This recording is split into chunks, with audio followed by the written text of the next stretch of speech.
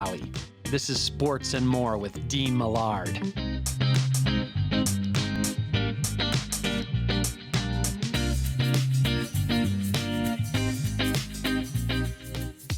I can't imagine any scenario where they ran a playoff with fans.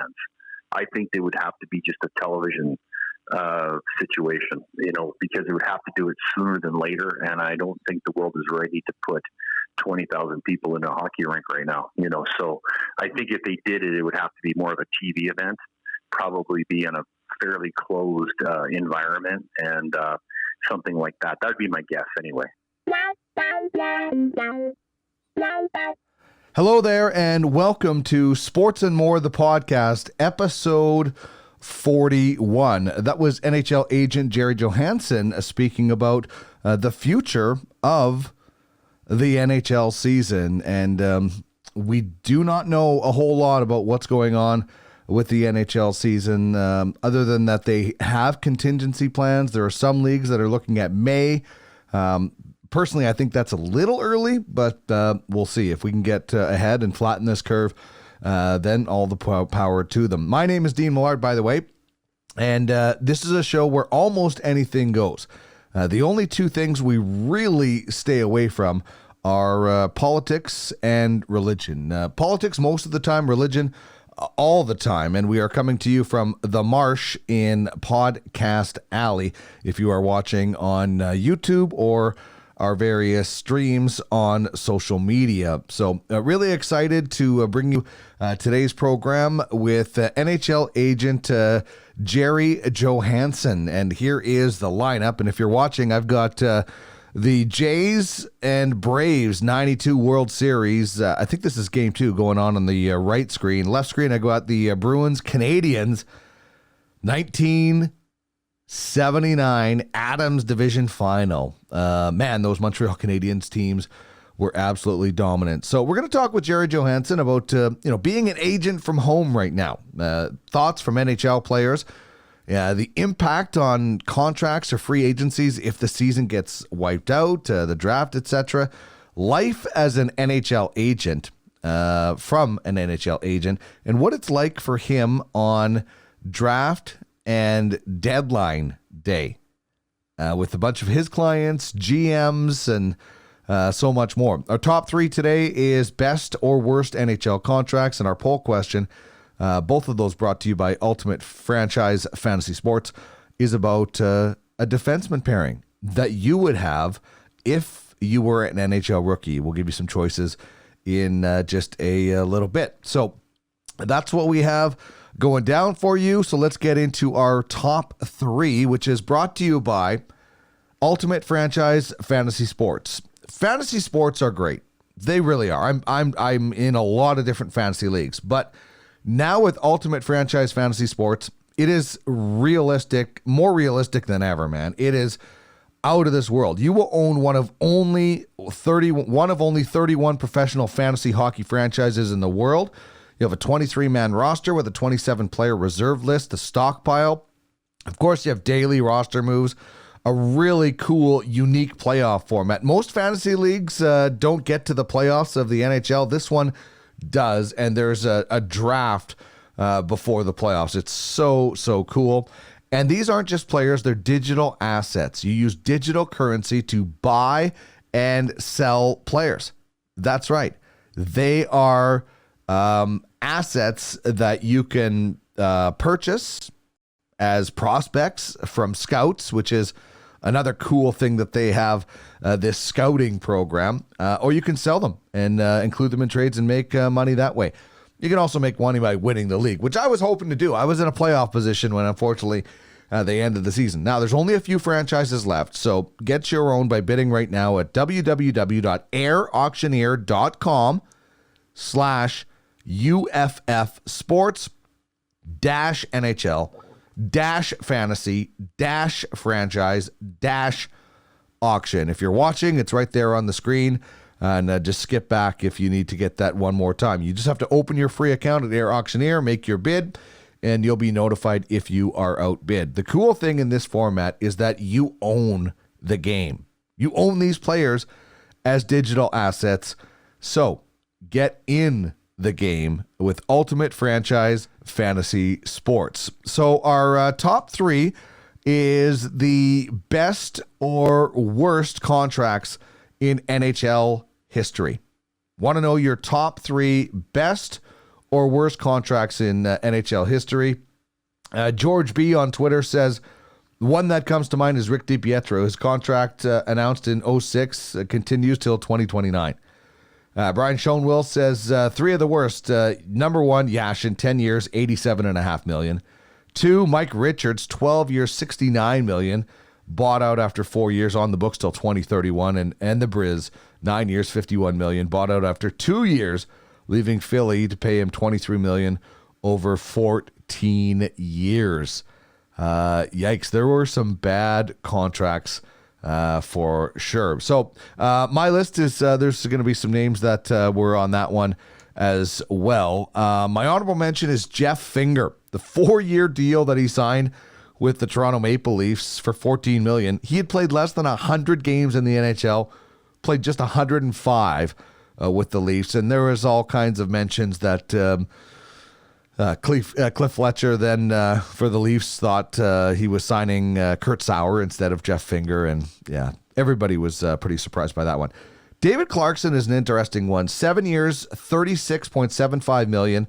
75% of it was guaranteed in signing bonus, equals basically being buyout proof. He only played 118 games with the Leafs. He had one season of 32 goals, and that was pretty much it before he signed the contract. And I remember the Edmonton Oilers really tried to sign David Clarkson, and Craig McTavish came in for his news availability that day on free agency, and I was there for Global Sports, and he's like, this is the one, this hurts one. This one got away. Well, you dodged a bullet with that one because Clarkson never lived up to that contract. The Briz, number two for me, 9 years, $51 million, bought out after 2 years, and as mentioned, has $23 million over 14 years owing. And Rick DiPietro takes the cake, 15-year contract, which is just insane for anybody to get a 15-year contract. $67 million. It was then bought out. He is paid $1.5 million per year until 2029. It's like the Bobby Bonilla. Every July 1st, Bobby Bonilla gets more money from the Mets. Same with DiPietro. Till 2029, he gets $1.5 million. He's getting it for another 9 years. Pretty amazing stuff for sure. Good for him. Anyway, he was doing a radio show in New York, and he was Humpty because he was hurt so often. His nickname was Humpty Dumpty, which I found quite funny. So send me your top three at Duck Millard on Twitter, and get more details about Ultimate Franchise Fantasy Sports at uffsports.com, where you own the game. And quickly at Podcast Alley, we will have one-timers with Gerry Johannson, NHL agent, who we're going to speak to right away.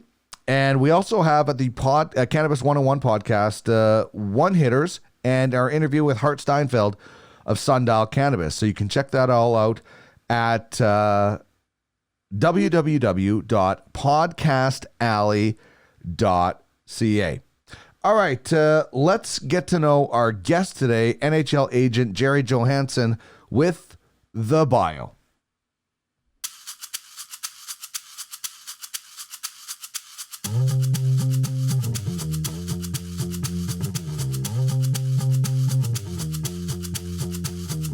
Time for the bio. Gerry Johannson was born in Meadow Lake, Saskatchewan, and as the son of a police officer, moved around a bit before settling in Swift Current and graduating high school in 1984. He was taken in the '84 draft by the Montreal Canadiens and played NCAA hockey at Lake Superior State University for 1 season before joining the New Westminster Bruins. After his playing career, he worked as an assistant GM and assistant coach with the Tri-City Americans of the Western Hockey League for 6 years, before joining the Sports Corporation Agency in Edmonton with Rich Winter in 1993. In 2012, he purchased the agency outright and now serves as the president and CEO, with clients such as Carey Price, Ryan Getzlaff, Colton Parayko, and Braden Point, to name just a few.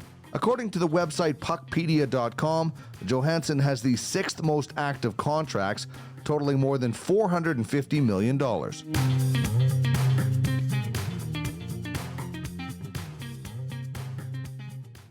Gerry, it is great to welcome you to Sports and More, the podcast, in what is certainly strange times. You and I are a bit of neighbors, but we have to do this over the phone because we're all doing our part at physical and social distancing. How is life for you right now? Well, it's been good, actually. I mean, it's been quiet. I travel a lot, so it's actually nice to spend some time at home. I'm not sure my wife is not getting sick of me right now, but I do get to the office. It's pretty quiet down there. But it's been nice, actually, to sort of settle down and just hunker down for a while. Yeah, it's a weird sort of time right now that it is giving a lot of us that opportunity to stay home, spend time with the family, slow down a little bit. And, I don't want to do this for a long time, but it's not the worst thing in the world to be forced to take a little bit of a break every now and then. No, Dean, you're right. It's just crazy how busy everybody is all the time. You're just running around, it seems. And, I know some people are really suffering during this time. It's tough for a lot of people, but selfishly for me, it's a little tough in the hockey world moving forward, but for sure to be, spend time with your family and sort of settle down a little bit and not rush around all the time. It's probably good for us. Yeah. What is unfortunately not good is, what's happened to our business. Your business as an NHL agent has kind of grinded to a bit of a halt right now. What do you think as far as an NHL future for this season? If you had to put a percentage on it, what do you think it would be?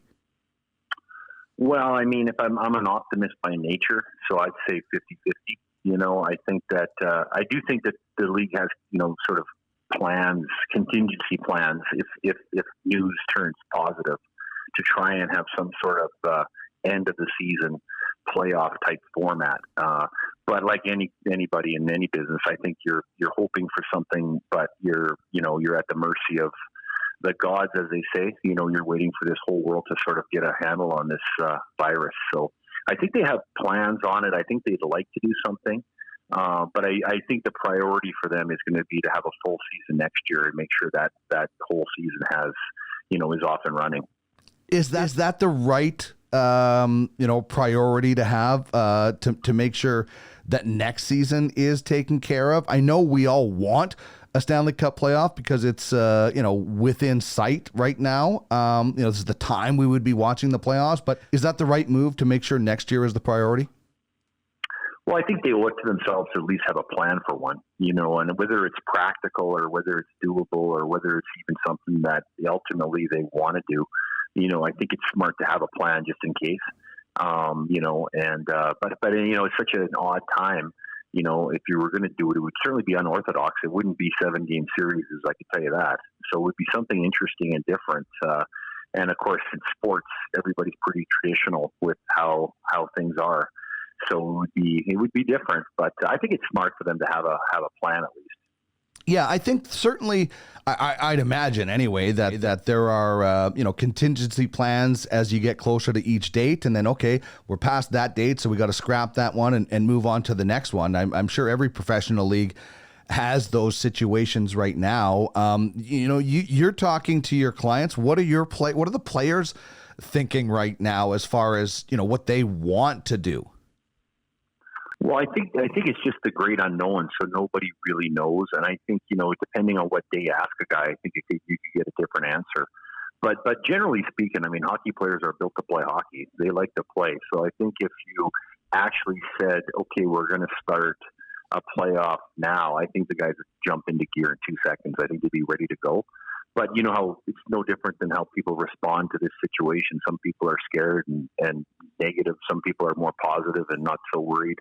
I think the players are similar to that when they think about the near term future of hockey and finishing the season. I think you sort of have it's all over the map a little bit.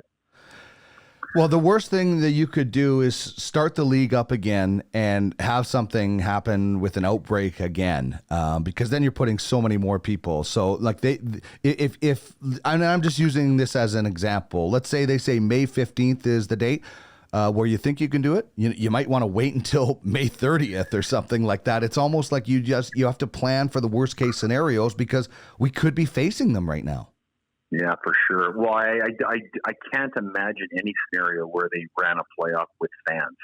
I think they would have to be just a television situation, because it would have to do it sooner than later. And I don't think the world is ready to put 20,000 people in a hockey rink right now, So I think if they did it, it would have to be more of a TV event, probably be in a fairly closed environment and something like that. That would be my guess anyway. That would be a strange animal to be watching the Stanley Cup playoffs with no crowd. If that's the only way we could get it, watching on TV, the hockey will still be the same. It will just sound so much differently, wouldn't it?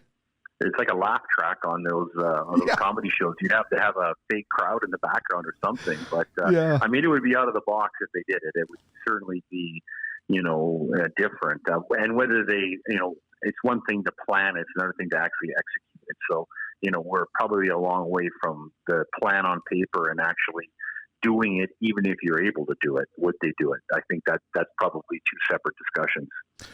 So, there's a lot of people that think that this is just not going to happen. We're just not going to have a Stanley Cup champion this season. I hope it doesn't come to that. But if it does, what are the contingency plans for, bonus structures in contracts? Because, there were players that were on pace to hit some of those bonuses. Do you know as an agent, and have you guys had these discussions about what happens in that situation? Well, there's two parts to that. Number one is most players don't have performance bonuses. So the only players eligible for performance bonuses these days with the new CBA is our entry-level players or players like over 35 or who have come off long-term injury. So it's actually a really small number of guys that actually have bonuses. And the playoffs, frankly, the players don't get paid for the playoffs. I mean, they receive some bonus money, but nothing, comparative to what they make during the year. So more or less, the players play for free, during the playoffs anyway. And then, but where it gets tricky is, because the season ended shortly, this can affect waivers. It can affect salary arbitration. It can, your days of playing in the NHL. So I think they're already starting to work on sort of a transition rules on how that would affect players in different ways. But that's more into the middle of the CBA, not really on the ice stuff. Okay, so the minority of the players would be affected by any kind of performance bonuses. I'm just using McDavid as an example. If he had a clause in his contract of 100 points, I don't know about that, but the list would be small. The bigger concern you're talking about is term time in the league as far as waivers. If a guy doesn't reach a certain amount and he could have, is that where you're going with that? Yeah, different rules like that would affect way more players.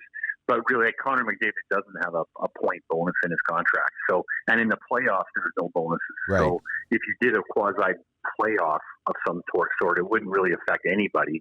All of the stuff that would affect players is really, sort of in the back pages of our agreement with the NHL. And it's been worked on before. They've done it, these transition rules during lockouts and things like that, where they've come up with it. So they've done it before. It'll affect more players, but not in any way, unless you were the player or his family or his agent, you wouldn't even know. Okay, it's interesting. And this is, I know you're a hockey agent, but I was looking at Major League Baseball. If they were to scrap the season, I wonder what would happen to a guy like Mookie Betts, who was just traded to the Dodgers and is going to be a free agent. But that's not a situation that hockey is looking at because we've completed, most of the season. So the only thing that they would miss out on is the playoff money for winning at the end of it. Yeah, 100%, exactly. And that, I mean, I can tell you, none of the guys go and play in the playoffs for the money. Yeah. It's not. If you ask most players, they couldn't tell you what they get for playoff bonuses. They wouldn't even know probably, But if you did have a playoff at some point, it would affect like the July 1 deadline because you'd have to obviously move that. There'd be salary arbitration things, different things like that would interfere with a late playoff. So, I'm sure they could figure it out if they put their minds to it. That playoff money is interesting. It was a big deal at one point for players, and when salaries weren't what they are now. But with the salaries they're making, you're right. It's probably a drop in the bucket. But you do bring up a good point, Gerry, and that's free agency. I know we don't want to think about it, but there always is contingency plans. Are there target dates for when free agency would happen if the season is going past July 1st? I mean, I saw there was a report on TSN that was, I think it was Pierre LeBrun or Darren Dreger, who said from the players' perspective, they wanted to go right through and have free agency in October. Now, this was some players. I'm not saying all of them, but that has to be a bit of a moving target right now of when your players will become free agents. Yeah, 100%. So, yeah, right now we're all planning on just the regular dates. But for sure, if you did have an extended season with a late playoffs, all of those dates would have to be shuffled for sure. Because it'd be hard to have the free agency on July 1st and you're still playing in the playoffs at the end of July. That'd be a little difficult. So I think there would be some tweaking, to say the least, to the rule book and the dates for sure.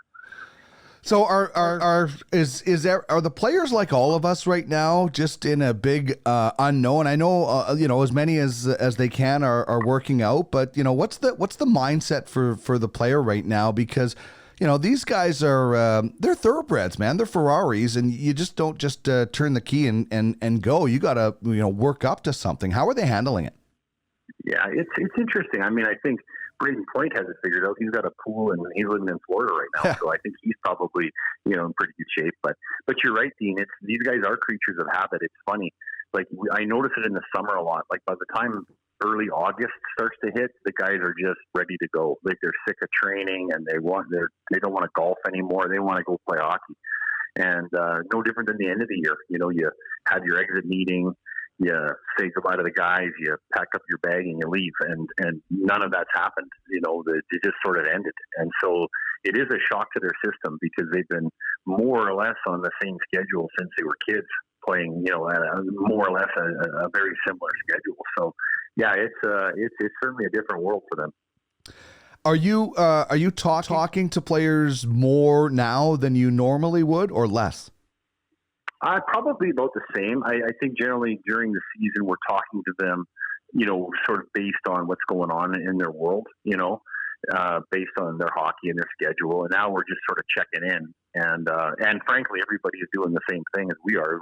They're just basically hunkered down at home with their families. So, we talk a little bit about what we're talking about, what might happen, or what you heard here, heard there. But really, there's not a lot of specifics to discuss with them. So we're just checking in and make sure they're okay. And as you mentioned, it must be strange for them because this is the time everybody gears up for, and we're all shut down. But the guys that are, like you said, Braden Point has a pool, and whether you're bench pressing your dog or you're working out in your own gym, you have to be ready to be able to ramp it up. I guess now it's kind of just maintaining because you don't want to ramp up too early. Exactly. And I think these guys are all pretty smart. And you know what they are? They're all great athletes now. I mean, all these guys are tip-top shape. So I have a hard time thinking any of them would be out of shape. But it goes to another thing. If you did have a playoff, you'd have to have a training camp of some sort because the guys aren't skating. So I don't think they get out of condition, but you certainly need a couple of weeks to get the guys back up to speed on the ice for sure, because they no matter even in the optimistic scenario, they would have been off the ice for months, right? So you'd have to have some sort of training camp and then a playoff, and then that would lead right into the start of the season again. So whether that's doable or not, it would certainly be strange. Do you I think as you mentioned earlier, I don't think a 7-game series is going to happen if there is a playoff. Do you have a preference? We had a poll question last week: 1 game, 3 games, 5 games, or no cup. Some people just want 16 wins or bust. What would be your preference? If would you like to see expanded teams this year because it's been so strange because they didn't get to finish the season? Do you have a preference of what you'd like to see other than 7 games? Well, I think if you're going to, the only thing is if you're going to do it different, you might as well really do it different. You know what I mean? It's not going to be the same no matter what you do. So you might as well try something a little out of the box, And so, yeah, I think if you expanded it a little bit, certainly teams like, Chicago and Montreal and New York Rangers were close, so they could probably get into some sort of play-in scenario.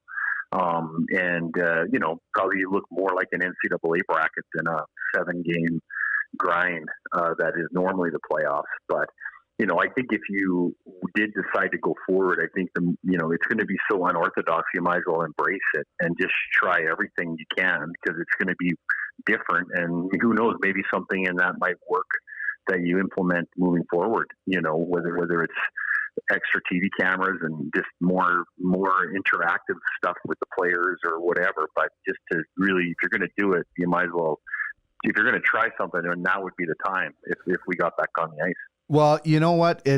You bring up such a good point in that I never really kind of grabbed onto, is that it's different anyway. The playoffs should have started, in tomorrow, I think, was the date that they were going to start. But this is different, so why not? And you know what? I know purists would hate it, Gerry, but I can't imagine what a one-game like a NCAA basketball style format with however many teams you had. Just if you were ever going to do it for 1 year, this would be the year. I can't imagine the intensity of every one of those games, what they would be like. I know it won't happen, but I'm just thinking pie in the sky. I agree with you, Dean. I mean, it would be an asterisk beside the Cup winner anyway. Yeah. It would always be considered to be not necessarily a real Stanley Cup, I guess. But yeah, if you're going to try different, just embrace it and run with it. And if you do that, maybe there's something that you try that works, some part of it that works that you implement moving forward that maybe is really entertaining. Like the outdoor game was sort of out of the box thinking for the first one, and that's become a pretty cool event. So I'm sure there's something you could try that would probably stick. In terms of how you shot it or how you interacted with the players during the game or who knows what, but all that stuff.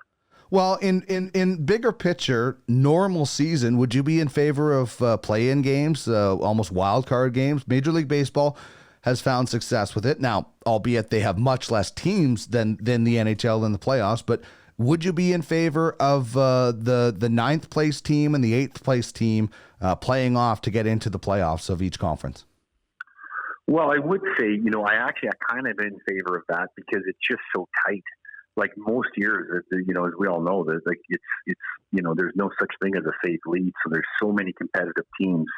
Largely it's momentum. If you get a little momentum at the right time of year, it can make a big difference. No different than St. Louis last year. So I think the more opportunity you have teams have a fighting chance at it, I think it would be a good thing. So I'd be in favor of that for sure. Okay, I want to chat a little bit about how you became an agent, and for people that don't know, we mentioned it in the bio, but you were a draft pick of the Montreal Canadiens, your favorite team, one of your favorite teams growing up. You played some hockey, some NCAA. What was the transition to becoming an agent like for you? Well, actually, I was before I didn't even think to become an agent. It didn't even cross my mind. Actually, I had an agent. I still didn't even consider it. But I was working with New Westminster Bruins had moved to the Tri-Cities area, so they became the Tri-City Americans. And I went down and was working there for 5 or 6 years. And what I was really good at was recruiting. So I was out recruiting players. In those days, you could just bring players in. You didn't have a draft. And, if a player in Boston wanted to come play for Tri-City Americans, he could. So I was at one point traveling all over recruiting players to play junior hockey. And when I left Tri-Cities, my good friend and business partner, Scott Bonner, introduced me to Rich Winter, who was had a fairly real established agent here right in Edmonton. And but his client list was Czechoslovaks. He had Dominic Hasek and Peter Bondra and, a bunch of guys, but he didn't have any Western Canadian guys. So my first day on the job, I think I drove to Fort McMurray and met with Chris Phillips. Nice. So as he was a young guy then, I didn't get him, but I basically knew where all the hockey players were. So it was an easy transition for me. I basically hit the ground running, and it sort of worked out from there. That's awesome. I often ask guys, I had Colby Armstrong on last week about, maybe their first goal or something like that. Jeff Odgers, I asked him about his first fight. So Your first client that you landed, that you brought in. What was that like for you, and who was it? Well, you know what? It's funny because I think my first year I probably ended up with 25 players. Wow. Because I knew I had a lot of contacts. I sort of knew everybody. But I think, as I recall, my first player that was drafted and signed a contract, or at least was drafted, was a guy named Michael Grady. I wonder what he's doing these days. If he hears this, he should call me. But I haven't changed my number. But yeah, it's just been, in our business, you never really know, what you have. Time goes by, and all of a sudden, I have Gerry Price. He's a great guy, nice family, really good player, but you don't expect him to be maybe one of the all-time great goalies. You're not surprised when they are, but you don't count on that. Right. So it's probably the most fun part of our business is watching our players, develop, like, a Brendan Gallagher or Braden Point or Ryan Getzlaff or Colton Braco. Lots of stories like that it's fun to be part of that. Yeah, I think that's really cool. I mean, you look at Gerry Price, and he was, obviously a very highly touted goaltender. And then the other side is Colton Parayko, who was a late bloomer. So, as an agent, you can't just be like, I'm only taking first round guys, or I'm only looking at, late bloomers. You have to cast a bit of a wide net. Yeah, you do, and you have to have a good network of people to help you make sure you know what's going on. And like I said, if you come to our office, all of our pro players are on the wall. And for sure, Dean, it's happened 50-50. I'm looking at Braden Coburn in my office right now, but he was a first overall Bantam draft pick. He was a first round NHL draft pick. He's had a really good career. But then you look at Colton Parayko, very similar kind of player, but he was nowhere at 16 or even 17. He got a tryout in Fort McMurray, and we were high-fiving. So it's just different. And, so you never underestimate a player's upside, because they're growing and they're getting smarter, and they get opportunity at different times. And, it's just that's just the process. But it is the fun part in hindsight, especially. No doubt. We saw Tom Cruise portray an agent in a very famous Hollywood movie, and it kind of portrayed the agent business as cutthroat. That was NFL, but is it more friendly than that? Well, let's put it this way: I'd rather be Bob Sugar than Jerry Maguire. If that makes any sense. Okay. But you know what? It's not. I mean, it's collegial. Like it's hockey, so you're all. I can't really speak to other sports, but I know all our competitors more or less. There's always new guys that come in you're not that familiar with, but you're in it's a pretty tight circle. So I would say it's pretty collegial in terms of how we get along, but it's super competitive. Like, you have to do a good job, and, ultimately players can work with whoever they want. So you never really own a player like in the draft scenario where a team drafts you. Even in the Bantam draft, they can draft you. You don't have to agree. They could just draft you, and then they own your rights. Mm-hmm. And in our business, the only way we keep a player is to do a good job for them. So it's competitive, but I think it's also the fun part of our business. If you do a good job, then you'll be rewarded, and if you don't, then someone else might take your player. But that's the way it should be. That's right. With that in mind, was there one particular client that you worked really hard, like the hardest client that you had to land, or something like that? Is there one that maybe sticks out more than others? No, it's funny. It's a lot of work. You're traveling a lot. You're dealing with people, so those are sort of the foundation parts of our business. But in terms of especially and I had a lot of success early in this business, and I sort of realized that it's more just it's a relationship business. So you either have a relationship with the player or you don't. And especially in hindsight, I can see that generally happens sooner than later. So if I look back on it, the guys that we ended up with, we generally seemed to be the right person at the right time for that player. And other guys who we missed, maybe we were just too late, or we just weren't in that circle, or whatever. So it's we work hard for our guys, but I have never really had it, really hustle for a player. There's been a couple of times where it's been competitive, so you just do that part. But it's just been more of a. It seems more like a natural progression. If you know what you're doing, then certainly you get the players you should get, I guess. Well, it's almost like you just can't let the players that sign with somebody else. You just have to be like, okay, move on, and you can't really dwell on it because you have current clients, and there's always new players coming in. So you kind of have you can't dwell on the players that you don't sign, I guess. Yes. That's exactly right, Dean. 100%. You get the players you get, and you never know. Like, I mean, if people knew the draft, it would only have to be 1 or 2 rounds because that's all the players you would need. But I mean, the best scouts in the world are wrong way more than they're right. So it's there's a sort of an element. I mean, all these young guys are growing, developing, and there's lots happening with them. And so a kid like Colton Parayko, who just blossoms into a super player, or Brendan Gallagher, or Braden Point, guys you wouldn't expect at a certain age to be good, all of a sudden become great. And there's just as many or more stories of guys you thought would be great at a young age and they just never quite got their feet under them and sort of leveled off. But that's the competitive world of sports. Well, and convincing an NHL player to become your client is just the first step. Then you get to start negotiating contracts, and that's just the beginning of getting the player. And now you have to represent them. Past or present, toughest GM you've had to negotiate with?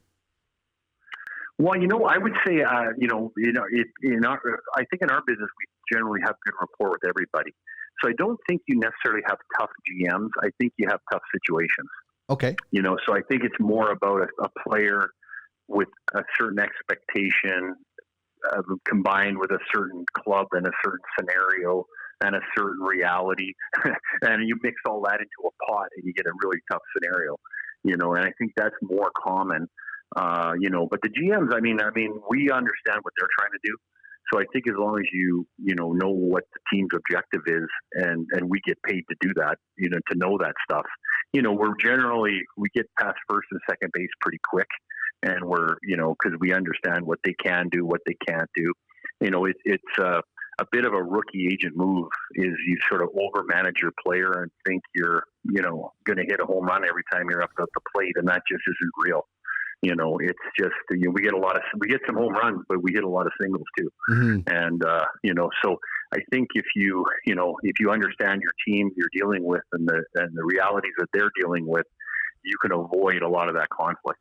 We always hear players, in a contract year, if you will, say, "Oh, I'm just leaving that up to my agent." So that's when you're kicking in, and is it several? Like, I guess every situation is different, but I'd imagine it's not just one meeting that you're having. It's hundreds of phone calls, and then you maybe get to meet. I'd imagine. I mean, that's a good line for a player to say. It's a really smart thing. We encourage our guys to say that. But we probably spend 80% of our time talking to our client and 20% of our time talking to the team during a contract negotiation. The biggest thing is to educate your player to know what's what, because everybody has different expectations. Everybody has a little bit of a different reality when they look at something. And so our job is to make sure the player and their core group, it could be their family or their wife or whatever, are all on the same page, and that when we go into a negotiation, it's important to be prepared and make sure our player understands what the reality of his situation is. And then if we've done that work, then the next step of finishing up a contract or getting one done is a lot easier because we're sort of cutting to the chase. But you don't really want your player to figure it all out as you're negotiating the contract. You sort of want to get that part done first and then go forward with the deal. And I imagine at one point it was pretty much just agent talking with player.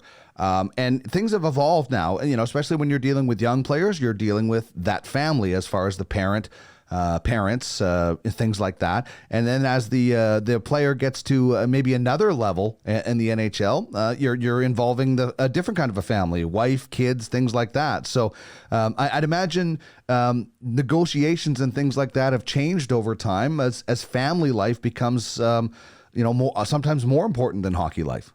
100%. Yeah, because you got to think of it too. It's not you think of a contract as just like a piece of paper that, here's what I'm getting paid, but really it reflects that player's entire life. So there's a lot that goes into it that's not just about money or about term or about those things. There's a lot of other things that go into it, you know. So you really have to make sure that, because unlike most businesses where the business is sort of separate from even me, my company is a little bit different than me personally. But these athletes, they are their company. There's no separating the two, you know. So it's it's pretty personal. So you have to make sure that their inner circle, which is pretty tight, no matter what. And you're right. It's parents. It's a best buddy. It's maybe a teammate that's an influencer or a wife or whatever. It's family, kids, the whole nine yards. So it's really important that it's a very inclusive process. Because really, it's their life and their family that we're really representing. Are there package deals? Like, is there ever a situation where two guys are like, "Hey, we want to play together. Let's do this." Two of your clients. Does that ever happen? I think it's happened sort of in theory.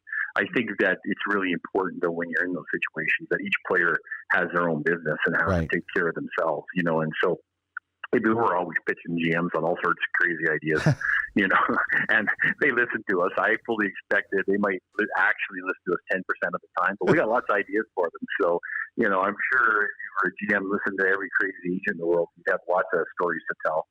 But again, it's those are a little hard to pull off because players, everything's a moving target. How old they are, where they're at, what their team's doing, what other team's doing. So deals like that are tricky to pull off. But I'm sure it's been done. I've never really done one like that, but I'm sure it's happened a handful of times over the years. All right. So this is a really, a people person. So a lot of people thought at one point, had to be a lawyer to become an agent. But I think the big, I'm not saying it doesn't help, but I think the biggest thing, it seems to me, is having people skills to be an agent, being able to, gain people's trust and provide a service. So kind of take us through how you land an agent. Is it just hanging out in rinks? Yeah, well, basically, you have to get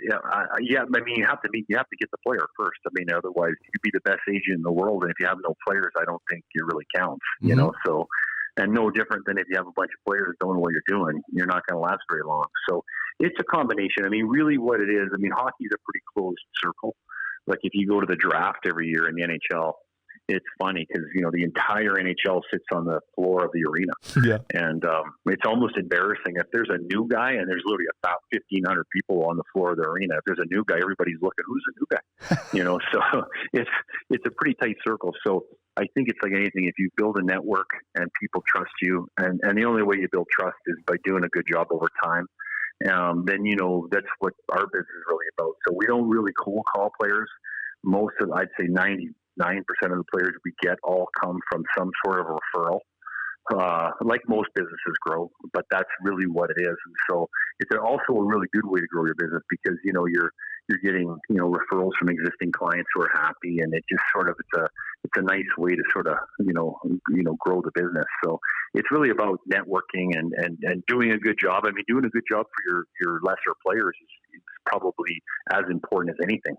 A lot of our good players go to, community university, or they go play in the East Coast League. So if you want to have integrity as a company, you do have to make sure you treat all your players. You can't treat them equally, but you can treat them all fairly. And I think that's really important. Yeah, I think that's a really good point. So an average day, how many players, assuming that the NHL is on and we're not in quarantine, but how many players do you think you would talk to in person? Because I know you do travel a lot, or on the phone in an average day, I guess, before their games. Well, probably texting is the biggest thing right now. Yeah. So we're basically watching we don't watch every game, but we're every night we're looking at every score in every league, and we're checking in on our players. So what we're looking for is some special performance or a player that didn't play or maybe got injured, or we're focusing on players that are struggling a little bit for whatever reason. So our attention, when our players are playing great and their team's winning, and we have very little to do. Everything's great. It's generally when things are tricky. So maybe an injury, maybe a player that's getting traded or might get traded, or a player that's trying to break into a lineup and is sort of in and out. we have a tendency to spend a little bit more time focusing on those guys because if everything's going good on the ice, they're generally pretty happy. Mm-hmm. I guess same question for NHL management personnel, because it's not always the GM strictly that you talk to. I'm sure there's different people, but whether it's texting or chatting, does that happen daily with those types as well? Yeah, basically, yeah. We're generally in touch with GMs. Like I've talked to a lot of GMs in this last 3 weeks. And same thing. Like some teams, it's funny. Like I think we have 5 Montreal Canadiens right now, and 0 San Jose Sharks. So I would speak to Mark Bergevin, more than I would, San Jose. So it sort of ebbs and flows like that. You have a tendency to do business more with the teams where your players are, but then in the draft and the free agency, it sort of opens up again. So you're talking to everybody. So it's we get to know the teams pretty well and the depth of their organization too. So you're talking to the GM, the assistant GM, the area scout, the head scout, so it's the entire network, and they're getting information from us and we're sharing information with them. So it's a pretty balanced relationship actually. How about draft day? What is draft day like for an agent? I don't know how many guys you might have at an average draft, but what's that like for you? Well, it's a little bit like a contract negotiation. You spend a lot of time preparing your guys before the draft. That is critical. So, because again, if it goes, everybody wants to get drafted higher just from a human nature perspective, sort of an ego perspective, including us. Yeah. But as you learn, the draft is a very poor indicator of future success. Obviously, more first-round picks play than seventh-round picks. But and even the Western Hockey League draft is a big deal for us. That's probably in some ways a bigger deal for us than the NHL draft. So it's really just about the players understanding that, there's 2 kinds of players, guys that play and guys that don't. How you get there, if you're going to be a player, really, do you care how you get there? If you're does Colton Parayko care that he never got drafted into the Bantam draft? Right. So does Dustin Penner care that he never got drafted in the NHL? Not really. So it's just a matter of making sure the players have a perspective and they don't get hitched to the wrong wagon. Like all of a sudden the draft is the indicator of their success. Well, it's not. It could be part of it, but it certainly doesn't define the player. So I think it's just important to keep all this stuff in perspective. Well, and I think that's something, when you're a 17 or 18-year-old kid, it's hard to understand that, I'd imagine. So, we all know teenagers are changing with maturity and things like that. And that might be a harder thing to get across. Now, some kids are much more mature, but to them, that draft is everything. So it's really important to try to get that message to them, isn't it? 100%, and their families and their inner circle, right? And they're competitive. So you can't be a hockey player if you're not competitive. So right away you got one sort of foot in the bucket because you want to do better. And and the draft is also one of the few things that other people in your world can notice. So you have your inner circle, but then you have your uncles and your buddies and your beer drinking friends and all these other guys that don't really understand the process because they couldn't possibly understand the process. So when a draft hits, it really does affect your sort of wider group. So if you get drafted high, it's like, hey, great job, way to go, that's awesome. And if you don't get drafted, everybody says, what happened? Like, oh, it's too bad. I thought you were getting drafted. So the players have to deal with a lot in terms of fallout, from these events, good or bad, and so the more educated they are to the reality of it, the much better they're able to handle it. And that's where we, again, by the time the draft hits, we're just sitting there like everybody else. Our work is more or less done. Right. So we, if we've done our job right, we've prepared them for the sort of the question mark of it all. What does it really mean, and what doesn't it mean, and what's important and what's not? Brayden Point's a 3rd round draft pick. It wasn't fun. We knew he should have went higher. Yep. Now, was it stressful sitting there for hours waiting for him to get picked? Sure. It would have been easier if he was the 1st overall pick. Yeah, it would have been a lot easier, So, but that's why we're part of the inner circle, because we get it and we've been through it, and we're there to share that experience with the families and make sure they're prepared. Yeah. One of the I remember talking to a scout, and he said riding home from the draft on the bus from the arena to the hotel in, I think it was Ryan Nugent-Hopkins draft year, 2011. And he said just the sad look on all the faces of the kids that were riding on the bus that thought they were going to go number one. And like you said, Braden Point is just a perfect example. Colton Parayko, same thing. And I guess you're dealing with different things. Maybe you have a client that's in contention to go first overall, so his expectations are different than a client that's a second to third round prospect. So being an agent, you have to be a little bit flexible too. Oh, yeah, success is relative to everybody. Yeah, everybody sees it different, and that's why each player is individual. A lot of times on paper it looks the same, like two players will follow a similar career path. But I promise you that how they've dealt with it and how they've, sort of managed that process and adjusted to it is completely different because it's so personal. Some guys are just low-key guys. Some guys are a little more, stressed out guys. Some guys have, a really balanced approach. Some guys, are a little more, excited about it or excitable, So, personality plays a lot into it. So, again, the better you know your player, the more trust you've built up, then the better position you are to advise them. Because I tell guys all the time that, hockey isn't the way you think it is. It's the way it is.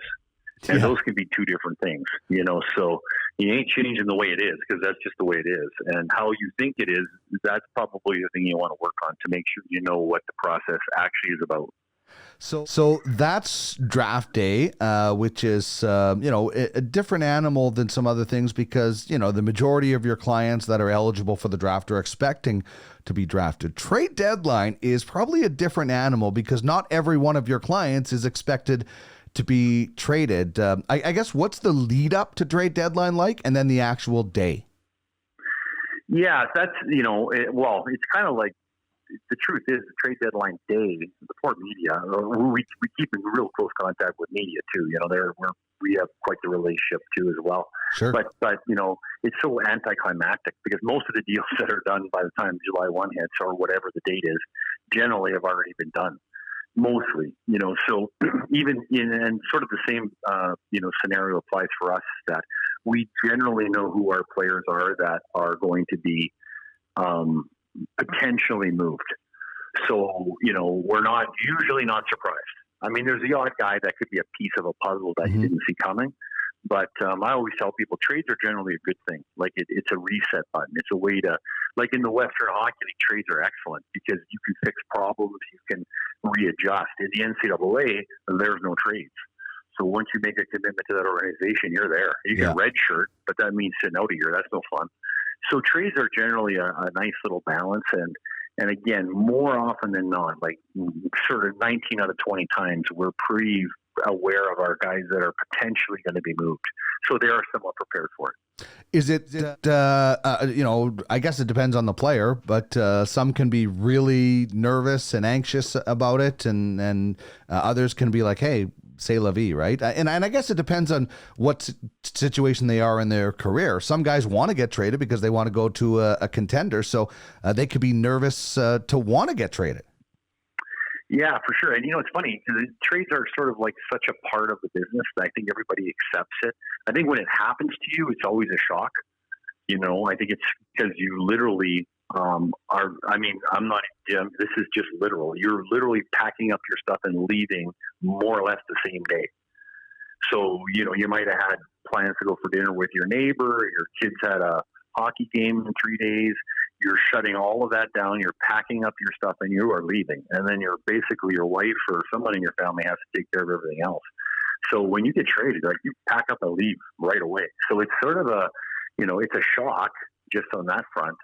But I think also it's just an accepted part of the business. So as much as you might be shocked in the moment, I think all of our guys understand that's just a reality. Yeah, you're right. Maybe that first trade for a player is kind of a little bit shocking, but guys that are going to contenders or whatnot are, by that time it's happened so often in their career. I guess it's probably the young players that you have to spend a little bit more time with. Yeah, and it happens to everybody. Someone has been traded, and everybody in the room, somebody's been traded there or asked for trade, or so you might not happen to you. It doesn't happen very often, actually, but you know it happens. So it's just something that, you consider to be normal. Mhm. But still, yeah, when you're, all of a sudden 1 minute you're a St. Louis Blue and the next minute you're a Boston Bruin, that's a bit of a jolt to the system. I don't care who you are. Is it an odd call to make to ask for a trade for your client? Yeah, that's a whole other thing too. Again, if you do your job right, you're never really asking for a trade. Generally, trades have to be benefit for everybody. Right. So, again, it's not always like this, but if you're, if a player wants to be traded or a team wants to trade a player, there's usually a reason for it.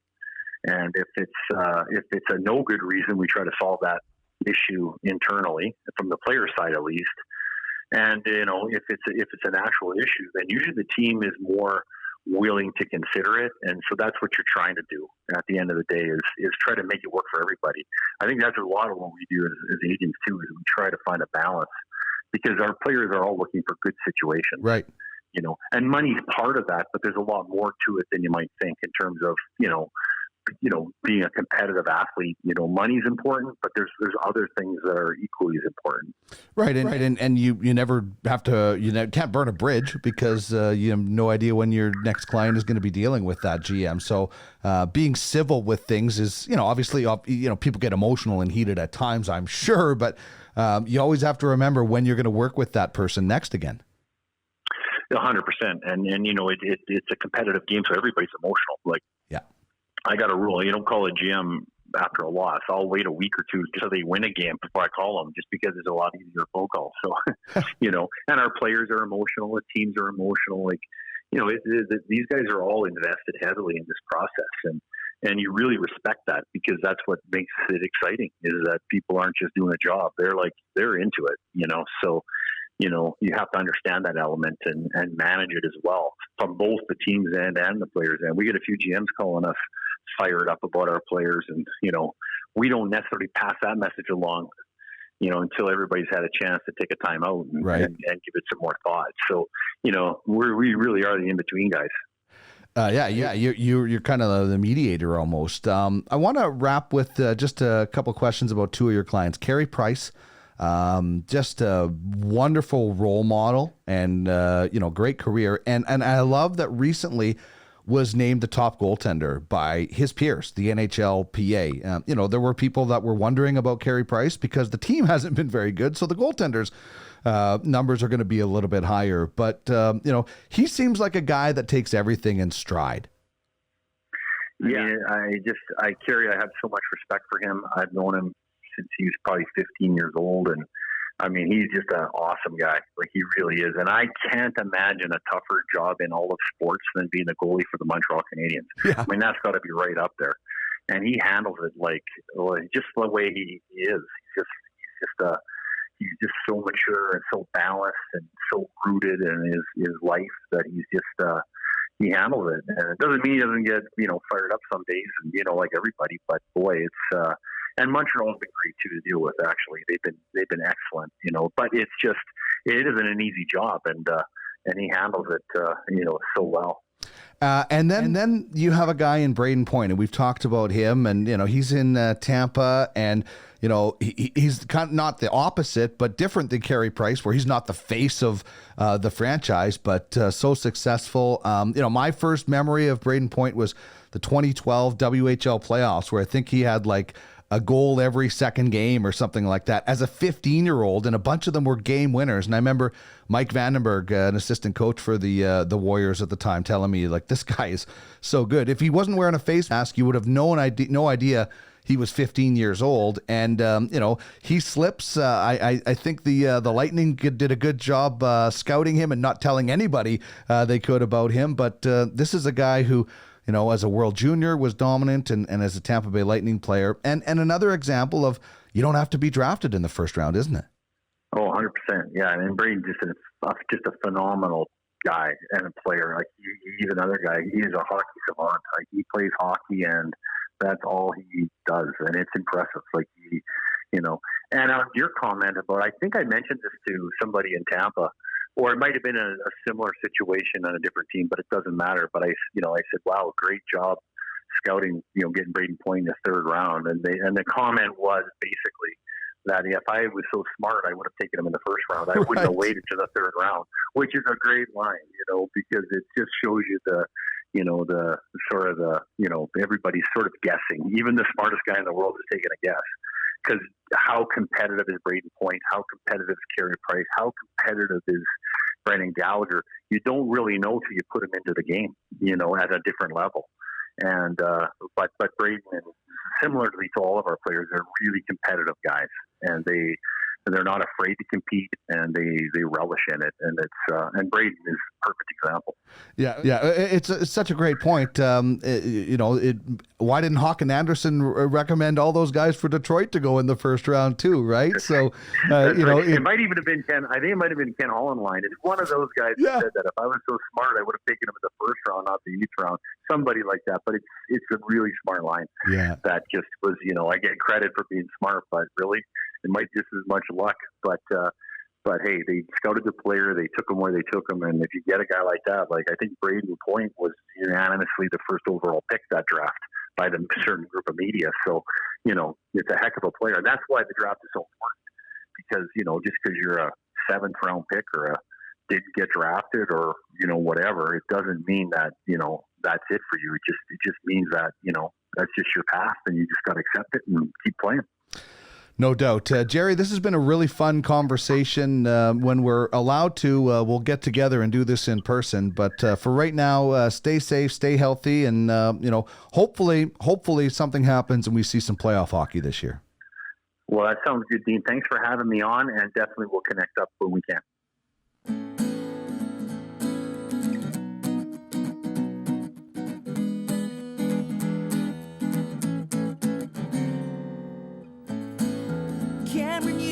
Sing a lot, but he stopped when his dad yelled, "Shut up."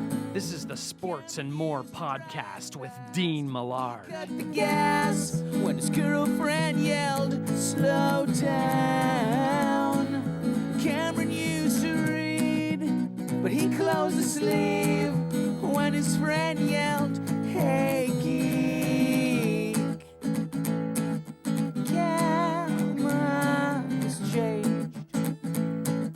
Cameron's ashamed. Cameron's afraid. Cameron used to laugh. There, that was a lot of fun. Good conversation with NHL agent Gerry Johannson of the Sports Corporation. We'll have one-timers with Gerry, where we get to know him a little bit more in a couple of days after this episode is released. So check that out at sportsandmore.ca. I'm just always curious about the goings on of an agent and the relationship, and it sounds like it's maybe a little exaggerated from Jerry Maguire as far as the competitiveness, but it is competitive for sure. And you always think, listen, you're in contact with these GMs or management personnel so much, you're gonna have arguments. You just can't take it personally. There's been a lot of coaches that I've covered over the years in my media career that got really mad at me for different things. Didn't affect my relationship long term with them.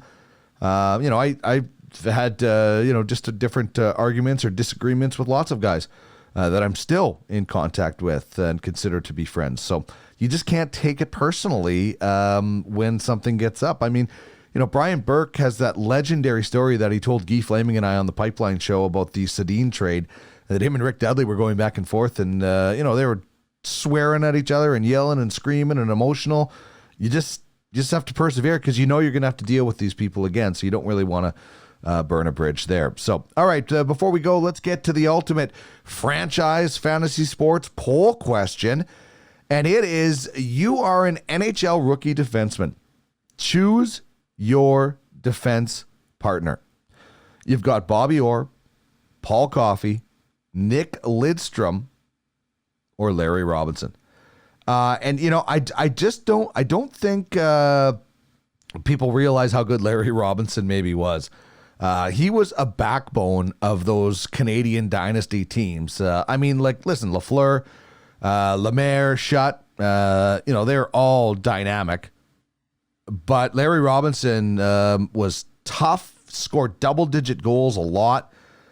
He was really, really good. He's on the left side of the screen against the Boston Bruins right now. If you're watching, you got the Blue Jays and the Braves. Good on Sportsnet, good on NHL.com, the center ice package to be putting these old games on for us to have something to watch. TSN as well.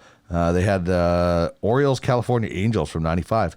I bet you that's a no-hitter from Nolan Ryan. I'm just guessing because he had so many of them.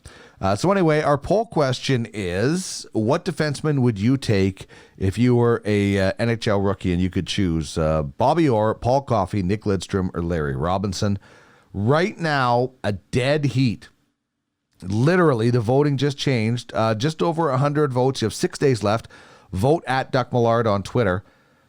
Bobby Orr, Nick Lidstrom, both with 39 point. Oh, it just changed again. Nick Lidstrom with 39.6%. Bobby Orr 38.6%. Paul Coffey bringing in 12.9%.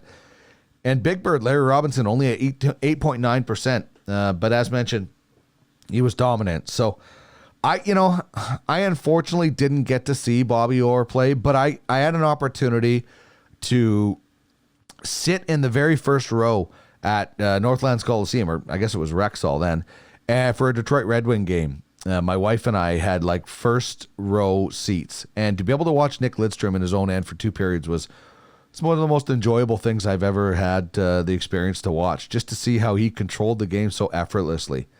It was amazing. So I would go with Nick Lidstrom, but Paul Coffey would be a lot of fun. Ask Charlie Huddy. He had a lot of fun playing with Paul Coffey, and Big Bird Larry Robinson. He definitely would be a protector out there, and who wouldn't want to play with Bobby Orr from all the, the guy who revolutionized the rushing of a blue liner.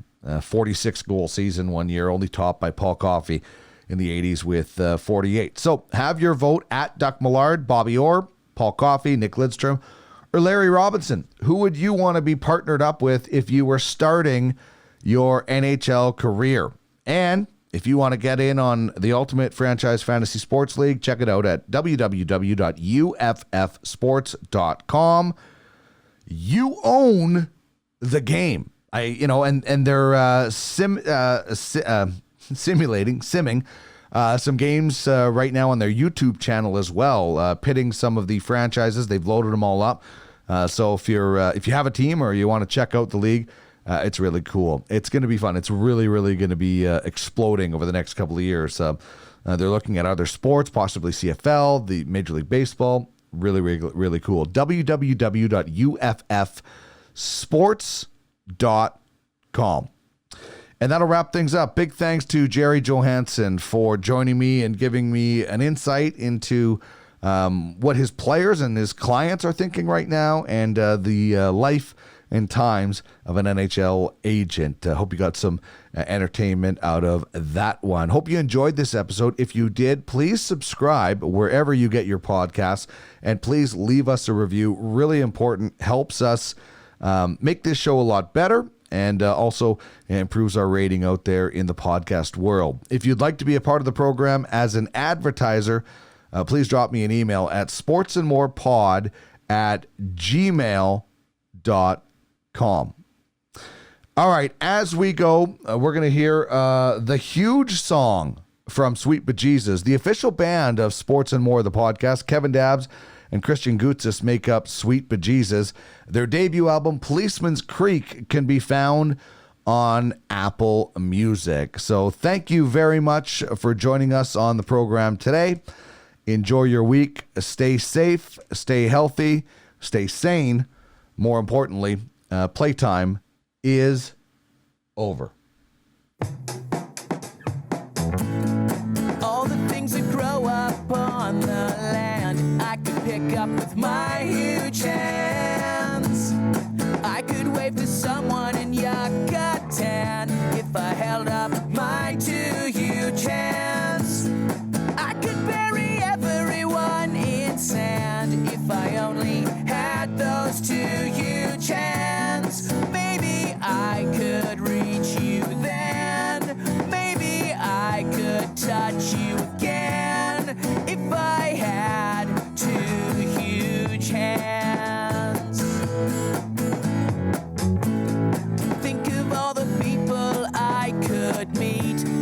I only had 2 huge feet, it would take me 3 steps to get to Crete with my 2 enormous feet. Think of all the things I could crush beneath if I stamped my 2 huge feet. Maybe I could reach you then. Maybe I could please you again if I had huge feet and hands.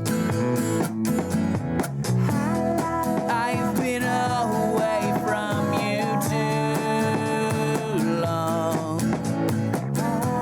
I hope that I can reach you with this huge song. We've been apart for some time now. My guitar was bigger, it would have huge sound. If I only had enormous eyes, everyone would catch all of my lies. I would think that I could eat 60 pies if I had 2 huge eyes. I could see where we all go when we die if I had 2 huge eyes. Maybe I could see you then. Maybe you would love me again with my huge eyes, feet, and hands. I could break down emotional walls if I had 2 huge balls. I could float myself down Niagara Falls right on top of my huge balls.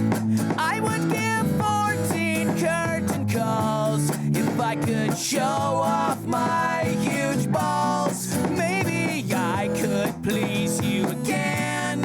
Maybe you'd be impressed then with my balls, eyes, feet, and hands. I've been away from you too long. I hope that I can reach you with this huge song. We've been apart for some time now. My guitar was big.